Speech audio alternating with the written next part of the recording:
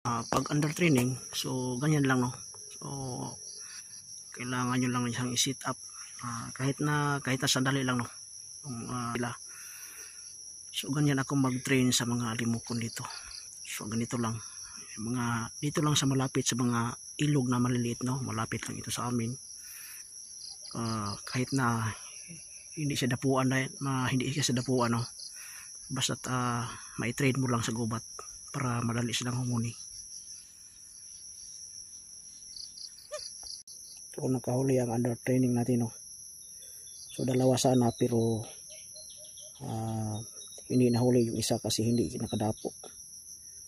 Kasi pag dapo niya biglang lumipad itong nahuli, so hindi nakadapo yung lalaki, no. So ito yung babae. Ito yung babae, pagkawalan natin to pag hindi humuni pag-abot ng isang buwan, no. Yan yung training natin dyan, naghuhuni pa.